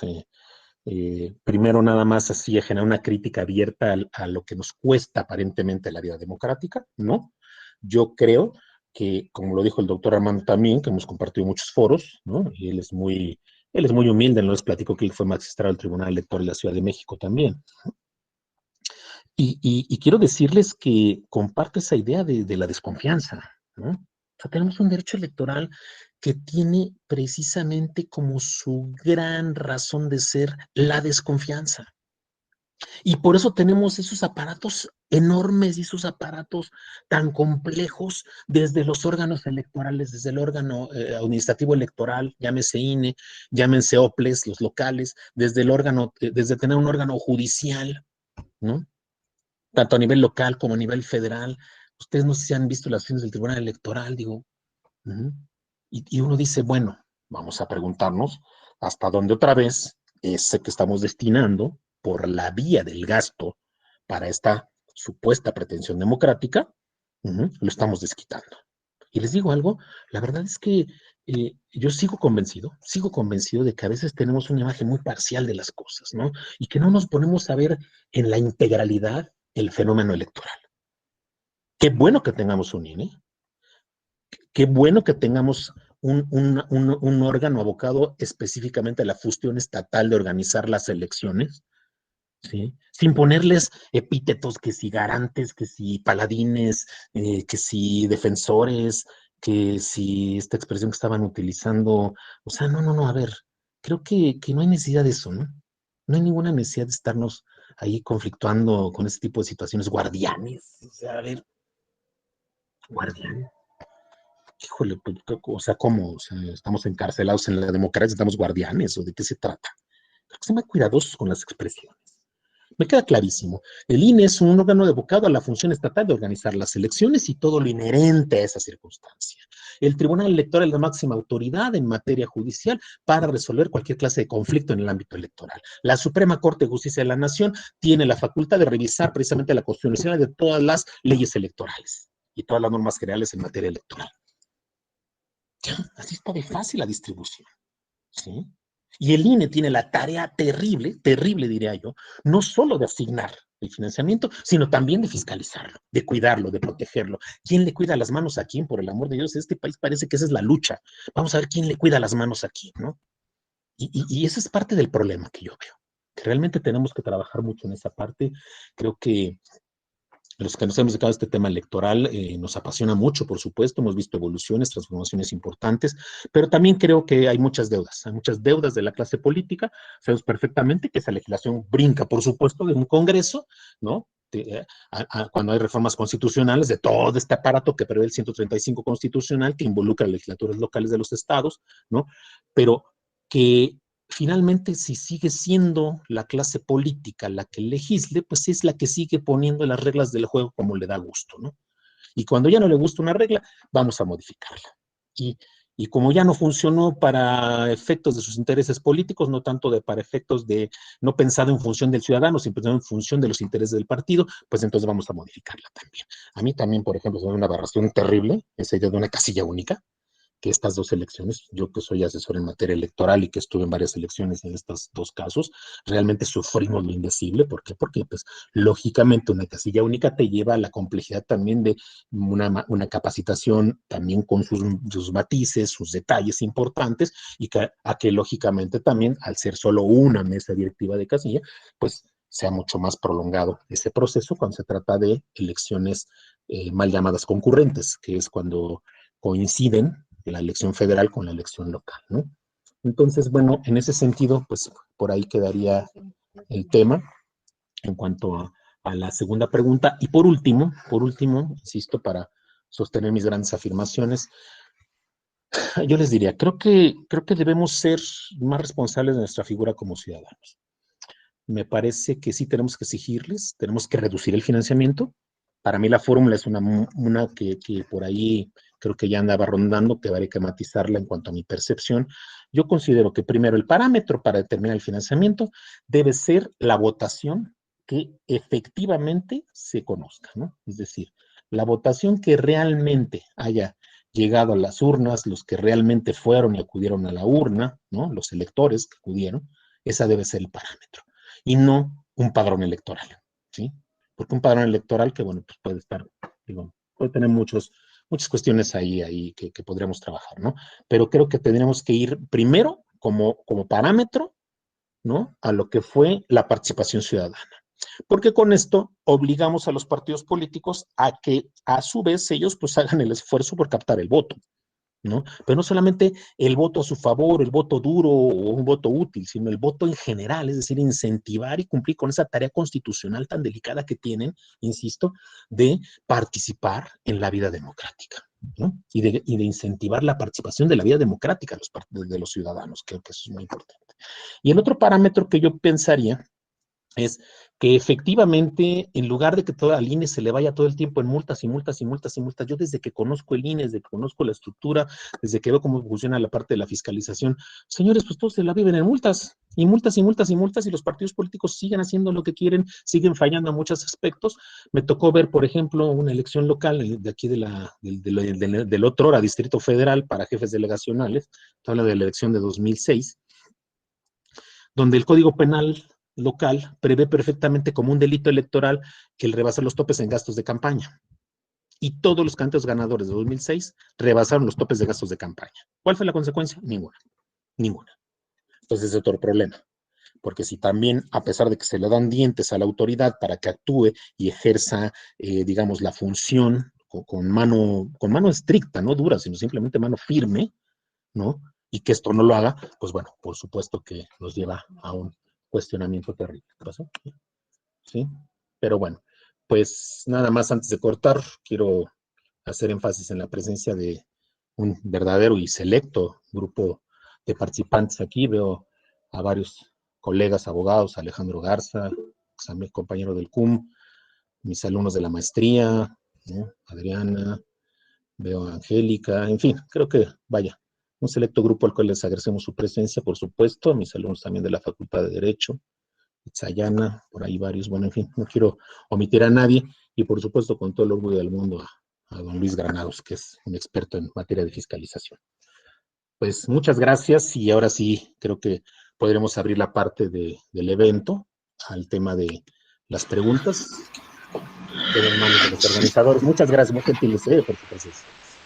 Muy amable, doctor Miguel Ángel Granados, por su intervención. Gracias, doctor Armando Hernández, también por tu excelente disertación. Pasamos a la sección de preguntas. Si existen varias formuladas para ambos ponentes.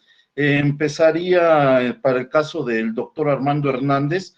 Nos pregunta el maestro Jorge Luis Zubiri, la omisión del Poder Legislativo, tanto federal como local, de regular tanto la reelección como las candidaturas migrantes, ¿facultaría al INE el legislar ese procedimiento?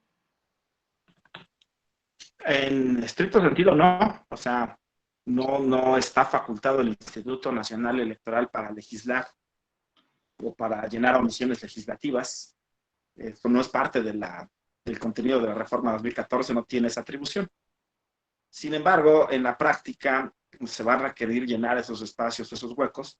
Probablemente el INE lo haga a través de acuerdos y reglamentos que pudieran o no ser impugnados por las autoridades, perdón, por las partes que intervienen en los procesos electorales, ya sea ciudadanos, candidatos, partidos, de tal manera que se llegará a un momento probable de control electoral por parte de las autoridades jurisdiccionales. Y si eso sucediera, entonces se tendría que valorar la viabilidad de las normas que el INE pudiera haber emitido en su caso para llenar lagunas, para colmar lagunas. El tema de la reelección tiene una serie de lagunas, es decir, está prevista la figura de 2014. Esta sería la primera elección federal en la que se aplicaría ya la reelección. Los diputados federales que serán electos en 2021 pueden por primera vez participar quienes ya están ocupando el cargo. Entonces, la principal laguna, la principal duda que existe al respecto a materia de estudio de las autoridades jurisdiccionales en otros momentos, consiste en saber si las personas tienen que dejar el cargo para poderse postular. Línea jurisprudencial, argumento incompleta, porque no ha habido casos de elecciones locales nada más. El federal, insisto, es la primera vez que va a suceder. La línea jurisprudencial apunta más bien hacia el sentido de que no es necesario dejar el cargo. Pero ¿cuál es la controversia ahí? Alguien que ya tiene el cargo, por ejemplo, de titular de un ayuntamiento, un presidente municipal, quiere postularse y con todo el aparato de gobierno y todo el posicionamiento público que le da el ser autoridad, no compite en condiciones de igualdad frente a los otros candidatos. De tal manera que esa igualdad puede estar afectada y entonces se dice, se tiene que separar del cargo. Si se separa del cargo ya no es reelección. La idea de reelección implica el modelo norteamericano, por ejemplo, la Cámara de Representantes se integra que siendo diputados permanecen en el cargo y se postulan para un nuevo cargo. Incluso el presidente de los Estados Unidos se postula para una reelección siendo titular del Ejecutivo Federal de aquel país y se mantiene en el cargo, no pide licencia, no se separa, se postula. Entonces, en la reelección efectivamente aparece la posibilidad de una desventaja, pero no necesariamente significa que quien pretende la reelección la va a conseguir. Entonces, en conclusión, la pregunta, no, el INE no tiene la facultad de legislar estos huecos, de colmar estas lagunas, y si lo hace puede ser sujeto de control electoral. Si no lo hace, genera un gran vacío, así que yo creo que lo va a hacer, la facultad para ello. Gracias, doctor Armando. Esta pregunta va para el doctor Miguel Ángel Granados, es formulada por la maestra Magdalena Ramírez. Desde su punto de vista, ¿el financiamiento privado debería prevalecer sobre el público? Muchas gracias a la maestra licenciada. Bueno, miren, yo creo que tenemos que revisar otra vez, porque definitivamente no, mi respuesta contundente es no. No que vaya por encima, pero insisto que tenemos que reducir lo que es el financiamiento público de manera drástica y significativa. Y me parece que la forma en que están reguladas las vías del financiamiento privado desde la legislación, que vaya, no ha cambiado mucho en lo más fresco, tendrán que ir también en la lógica de ir restringiendo este tema. Yo insisto en esta absurda visión idiosincrática del que paga manda, ¿no? Entonces me parece que tampoco es una vía que nos pueda resolver la cuestión. Yo diría, podemos conservar como tenemos ahorita los montos de financiamiento privado, pero sí pensar en que el financiamiento público hay que ceñirlo más a las funciones que cumplen los partidos políticos. Miren, una palabra es así tan sencillo como esto. Como cualquiera de nosotros, ¿no? Cuando trabaja. Si cumplo con mi trabajo, pues me gano el peso que me pagan, ¿no? Si no cumplo con mi trabajo, no me estoy ganando el peso, ¿no? Entonces creo que los partidos se tienen que ganar ese financiamiento, porque es un peso que destina el pueblo mexicano y que deja de destinar para otros gastos. Por ejemplo, dentro de las preguntas que me hacían, yo veo un tema de un gasto innecesario, y no porque yo sea antidemocrático, claro que creo que hay que pensar en un voto en el extranjero, inclusivo, que pensemos en todos los ciudadanos mexicanos que andan repartidos por el mundo, pero esa es una cuestión de lujo. Entonces creo que también tenemos partidos de lujo, tenemos instituciones electorales, no órganos electorales, instituciones electorales de lujo que tenemos que revisar si son funcionales plenamente y hasta dónde tenemos que ser más austeros también con su manejo. Gracias. Gracias, doctor Miguel Ángel. Esta pregunta es para el doctor Armando Hernández. Es formulada por Luis Granados. El hecho de que las sentencias sean inapelables hacen guardián de las elecciones al Tribunal Electoral del Poder Judicial de la Federación. Yo diría, si necesitamos utilizar la categoría guardián de la Constitución, yo diría que el sistema de justicia electoral lo es. El sistema de justicia electoral está compuesto por las resoluciones, tribunales locales, salas regionales, sala superior del Tribunal Electoral del Poder Judicial de la Federación. Su función se llama función de control electoral. Yo no creo que necesariamente solo la última instancia lo fuera, porque la función de control electoral está dividida, distribuida entre los órganos jurisdiccionales con sus respectivas competencias, desde mi punto de vista. Gracias, doctor. Esta pregunta formulada para el doctor Miguel Ángel Granados. ¿Cómo terminar con el chapulineo? Porque es bien sabido por la sociedad que estos señores diputados, senadores, ya hicieron un modo de vivir de los partidos políticos. Es formulado por el licenciado Pablo Sánchez Ríos. Gracias al licenciado Pablo. Bueno, ese es un tema muy complejo que viene de toda la vida. Yo, por ejemplo, cuando me gusta hablar de partidos políticos, ya hablo del tema y voy a correlacionarlo, con el tema de las coaliciones. Pues ustedes vieron lo que pasó en 2018, ¿no? Agua y aceite a una elección presidencial. Y bueno, también ahí están los resultados, por supuesto. Entonces me parece que es lo mismo. Creo que de alguna forma lo que más nos puede incomodar como ciudadanos es la traición ideológica. Como de repente gente que toda la vida fue con cierta posición supuestamente política, ahora resulta que no son los grandes hombres de izquierda, ¿no? Y no importa que el sistema se haya callado y ahora son grandes hombres de izquierda. Entonces creo que hay cosas que tenemos que revisar más a fondo en esa parte, efectivamente. Sin embargo, también habrá quien anteponga el derecho político al voto pasivo, que en determinado momento el voto pasivo, pues lo único que exige son una serie de cuestiones asociadas a la legibilidad del ciudadano mexicano, que reúne ciertas características en la Constitución y que por tanto, pues eso no le va a impedir nada, aunque recordemos ahorita un tema que tocaba el doctor Armando en el sentido de lo que viene, la reelección inmediata, que ahí sí hay, ¿no?, un parámetro asociado a este aspecto de la pertenencia al partido, ¿no?, y que de alguna manera puede, ¿no?, matizar el tema de este chapulino, pero yo diría que es prácticamente imposible erradicarlo. Creo que es un tema de ética política, me parece más que otra cosa. Y pues, lógicamente, al pasar al plano de lo ético, pues esto también queda un poquito también en el plano de los buenos deseos, ¿no? Gracias. Esta pregunta es para el doctor Armando Hernández. Nos preguntan, ¿qué procedería con los funcionarios públicos que deben cesar en sus cargos, dado que su mandato finaliza en 2021, en el caso que por la contingencia no existieran condiciones para llevar a cabo la jornada electoral? Esta pregunta es formulada por el licenciado César Eduardo Cortés. Es un tema muy importante, ya me han preguntado eso a mí varias veces, mi opinión. Claramente no es posible extender una prórroga de mandato en ningún sentido, por ninguna razón, entendiendo quizá que si se da la imposibilidad de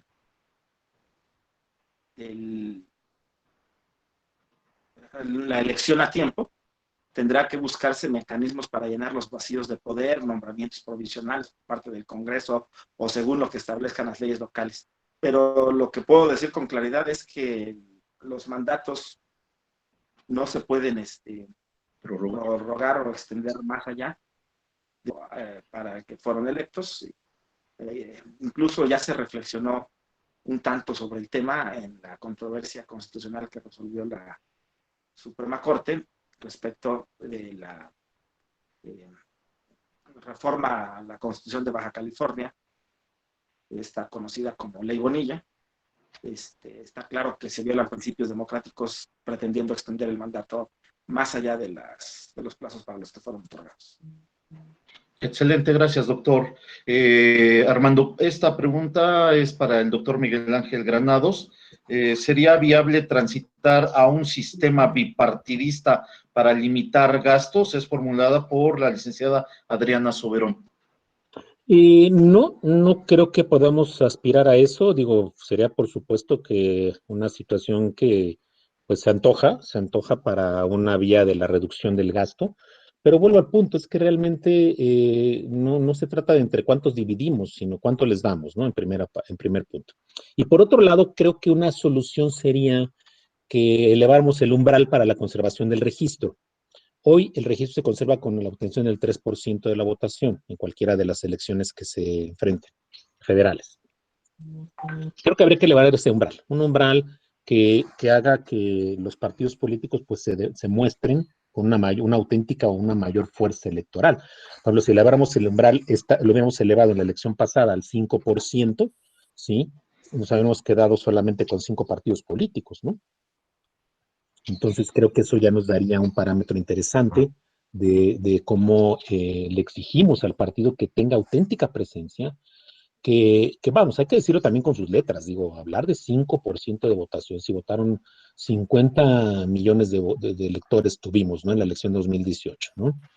El 5%, pues bueno, no es tan despreciable, ¿no? Estamos hablando de 2,5 millones de votantes. Pero me parece que ya frente al universo otra vez, el universo de electores, que aunque no ejercieron el voto, ya frente al universo de 90 millones ya se hace menor. Y hagamos ese ejercicio ahora con el famoso 3% que tenemos como el umbral, digamos, vigente. Si hacemos ese mismo ejercicio, vamos a dar la conclusión de que al seguir el parámetro del 3% de la votación nacional, dejamos afuera a un gran número de ciudadanos y entonces no estamos viendo una auténtica representación a nivel de ciudadanía, sino únicamente a nivel de quienes decidieron ejercer el voto activo, ¿me explico? Entonces creo que ese parámetro es engañoso. Cuando decimos 3%, sí, cuidado, pero 3% de los que fueron a votar, no 3% de la ciudadanía. Entonces ya elevándolo al 5% se puede aproximar un poquito más a esto, ¿no? A una, digamos, a una mayor presencia electoral. Entonces, parecería que es preferible un bipartidismo o una condición de este tipo, pero también me parece que no es fácil acumular o acrisolar todas las ideologías en este país solamente en 2 polos, ¿no? Rojos y azules, liberales, conservadores, etcétera. Creo que tenemos que pensar en matices, pero que también nos hemos excedido, ¿no? Que no podemos tener un pluripartidismo, otra vez, tenemos partidos de lujo o un sistema de partidos de lujo, cuando somos un país pues, que tiene muchas carencias, que también sigue teniendo muchas prioridades en términos de infraestructura y de educación, salud, etcétera, ¿no? Gracias. Gracias, doctor. Para el doctor Armando Hernández, la siguiente pregunta. ¿Esa facultad de legislar electoralmente a cada entidad federativa no causa más problemas que beneficios? Esto atendiendo a que el gobernador en turno puede adecuar las normas para verse beneficiado, tal y como ocurrió en Baja California. Es pregunta formulada por el doctor Eduardo Tepal. El sistema electoral antes de 2014 tenía una legislación electoral local y un instituto electoral local para llevar a cabo las elecciones locales. un Instituto Federal Electoral y Legislación, COFIPE, Código Federal de Instituciones y Procedimientos Electorales para las elecciones federales. El modelo actual mantiene una legislación llamada general para regular al INE en sus funciones federales y de organización de elecciones locales y una legislación electoral local. Hay muchos casos de antinomias entre la legislación electoral local y los acuerdos o reglamentos que emite el INE. Es muy frecuente. De tal manera que tenemos que establecer una solución. ¿Puede ser una solución eliminar las legislaciones electorales locales? Pues sí, se puede. Hay un Código Nacional de Procedimientos Penales que eliminó los códigos procesales penales de los estados. Digo, de esto sabe mucho más el doctor Granados Atlaco, que también es especialista en materia penal. La verdad es que pudiera darse una legislación única en materia electoral, sí, pudiera ser. También pueden desaparecer los soples y dejarle toda la tarea al INE, puede organizarse a través de un diseño distinto. Yo creo que este modelo no es el óptimo, no es el mejor. El sistema nacional electoral no es la mejor idea, es una idea intermedia entre lo que se tenía y lo que se quería. Si desaparecen los soples, desaparecen los códigos electorales locales, por supuesto, y ya no hay antinomias. Muerto el perro se acaba la rabia. Es decir, si ya no hay OPLES, si ya no hay leyes locales, ya no habrá ese conflicto, esos conflictos a resolver. O eventualmente regresar al modelo anterior donde los OPLES organicen las elecciones, pues sí requerirían sus leyes locales, pero ya no habría tampoco el conflicto. Y si no, pues, como estamos, hay que buscar mecanismos para resolver esos conflictos de normas que existen, esas contradicciones. Sí. Por sí mismo, o sea, el problema por sí mismo no es la existencia de los códigos electorales locales, sino el modelo. Gracias. Muy, muy amable, doctor. Esta pregunta para el doctor Miguel Ángel Granados. ¿Usted considera que debe desaparecer el financiamiento de los partidos? ¿Consideraría posible una facultad de atracción por el INE, dada la deshonestidad del gobernador actual de Baja California? Es formulada por el licenciado Luis Granados. Sí, gracias. Bueno, creo que en parte ya había yo contestado esta cuestión de que efectivamente creo que el financiamiento necesariamente tiene que pensarse en esas dos rutas, ¿no? Tanto en la vía del financiamiento público como una parte del privado, que creo que no sería conveniente desaparecer el financiamiento público. Y por otra parte, efectivamente, la facultad de atracción que tiene el INE en algunos aspectos relativos a la fiscalización, pues debe ejercerse en aquellas situaciones en las que efectivamente hay evidencias contundentes de un manejo, digamos, falto de transparencia, ¿no? O poco transparente. Pero ese es el mal de este país, o sea, donde hay dinero público, a fuerza se genera la necesidad de alguien que le cuide las manos a quien toca cada peso público. Y yo he tenido la negativa experiencia cuando fui funcionario electoral, el Instituto Electoral del entonces DF, de que, por ejemplo, la Contraloría Interna se utilizaba para ir a revisar, pues, al que simplemente no estaba en la gracia de algún consejero, ¿no? Entonces, y se sigue la misma suerte, por supuesto, ¿no? De repente se es muy incisivo en algunas revisiones y tal vez en otras no se hace ese esfuerzo. O a veces, esto hay que decirlo también, los órganos de fiscalización que se abocan a la parte técnica, es decir, de ir a revisar, verificar cómo se genera todo esto que hemos dicho, origen, monto, ¿no? Aplicación y destino del gasto, del dinero. Lamentablemente a veces se topan con pared cuando llegan ante las comisiones de fiscalización y donde les dan línea para reducir las sanciones, ¿no? Entonces, pues esto se hace un círculo vicioso terrible, al que parece no podemos romper en la medida en que no haya otra vez quienes lleven a cabo estas tareas de dirección entre los órganos electorales o en el órgano judicial, que sean más estrictos con la aplicación de las sanciones respectivas, ¿no? Y de paso contesto otra pregunta que por aquí viene, que está asociada al tema. Sí, diría, sí, doctor. La manera en que podemos abatir estas condiciones es muy sencilla. Aplicando la ley electoral ha previsto todo el tiempo y desde el COFIPE del 90, tenía una causa para la pérdida del registro que existan violaciones graves y sistemáticas a la legislación electoral. Y yo preguntaría, ¿qué no es grave que cada año venga un problema de rendición de cuentas de los partidos políticos? ¿No es algo grave? ¿No es algo sistemático que permanentemente? Yo les preguntaría a ustedes, o sea, ¿qué piensan de que no hablemos de 1,000 pesos, de 10,000 pesos, hablemos de una cantidad de más o menos, 50,000 pesos? Bueno, pues es que si fuera un peso, no tienes por qué disponer de él de una forma diferente para lo que fue destinado. Y entonces, eso es grave, porque un pueblo como este, que tiene tantas necesidades, no puede darse el lujo de calificar como algo de mediano pelo o medianamente delicado, ¿no? El que alguien disponga de un peso público. Perdón, creo que es aplicar la ley electoral, ¿sí? A mí en alguna ocasión, a mí se me ocurrió una elección electoral, una elección, perdón, local en Querétaro, yo asesoraba a algún candidato por ahí, y le dije, vamos a pedir en nuestra queja, vamos a interponer una queja en la que solicitemos que se le retire, que el que pierda el registro en partido político por violaciones graves sistemáticas a la legislación electoral. Y se pusieron a temblar cuando hicimos esa petición, ¿sí? ¿Por qué? Porque nadie lo hace. Entonces creo que es parte y que además ahí me parece que también es parte de la responsabilidad como ciudadanos que tenemos. Entonces, y yo diría, claro que hay formas, pero aquí el problema es que no se aplique la ley correctamente y adecuadamente y en forma estricta, insisto, ¿no? Con mano firme, ¿no? Gracias. Bien, vamos a las últimas dos preguntas.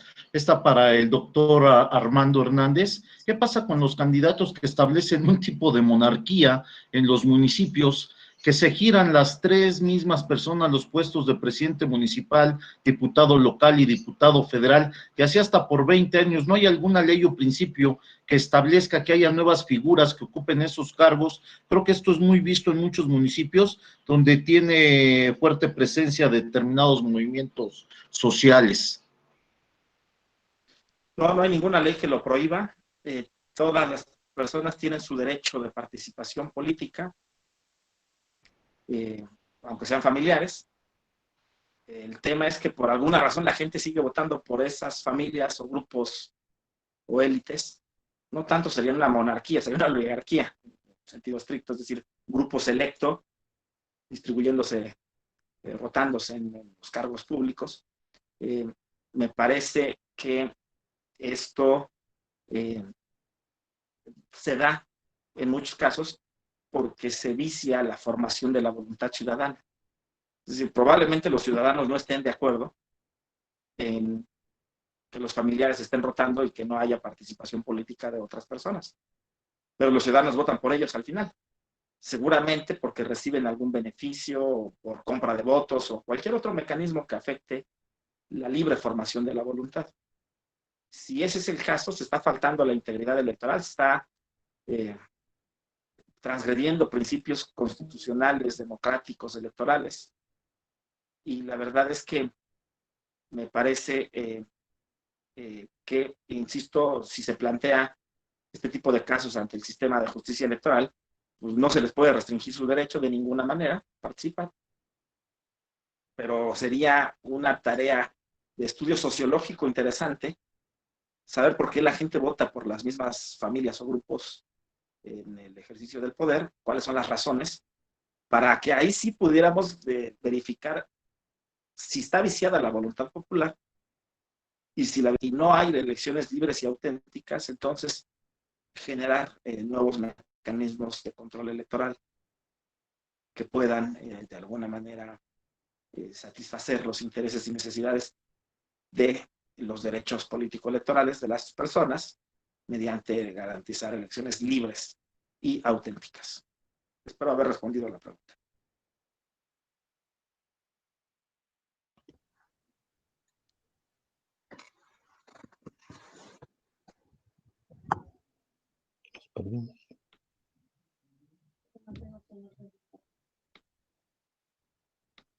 Se les fue allá porque estaba congelado.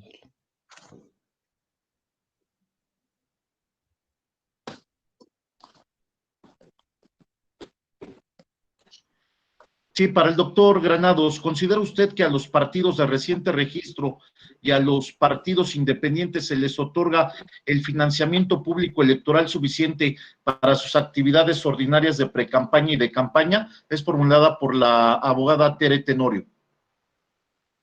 Gracias a la abogada. A ver, una aclaración nada más. No hay partidos independientes, hay partidos políticos que tienen un registro oficial y ya está ahí, ¿no? Nada más.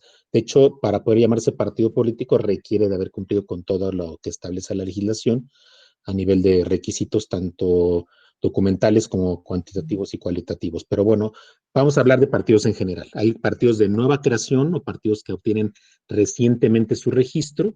Esos partidos políticos efectivamente no comparten o no van a gozar de la mismo monto de financiamiento que los partidos que ya están, que ya vienen, simplemente porque no tenemos un referente para ellos. Es decir, como no han enfrentado una elección, no tenemos el referente de cuál es su fuerza electoral auténtica y por tanto no podemos participarles de esa asignación, que es del mayor monto, el 70%, ¿no? De todo del pastel, vaya.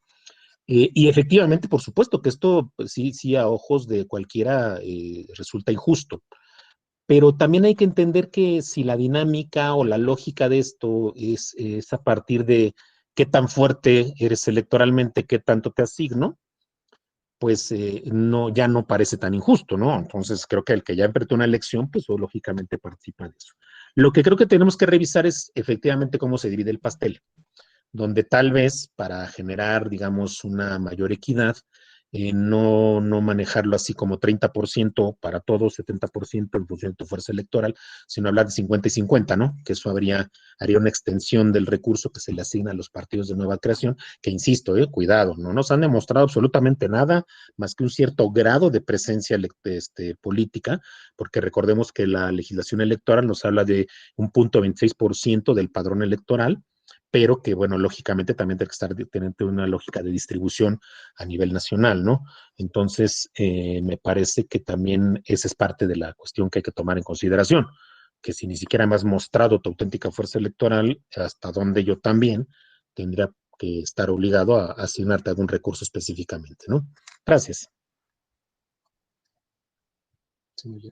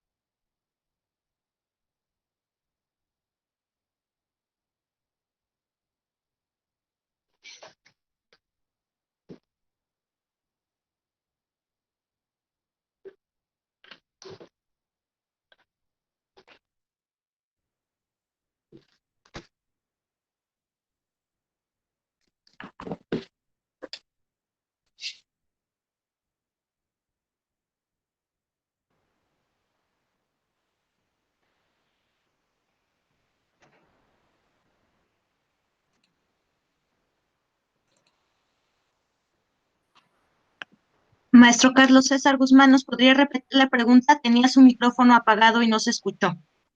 Sí. Gracias. Gracias. Agradecemos la participación del doctor Armando Hernández Cruz y del doctor Miguel Ángel Granados Atlaco por sus brillantes disertaciones el día de hoy en este evento académico profesional. La Barra Latinoamericana de Juristas y Peritos, así como el programa Innovando Medios, agradece a todos y cada uno de nuestros invitados el haber acudido a este evento, conectarse y formular las preguntas que acertadamente nuestros dos ponentes hicieron favor de responder.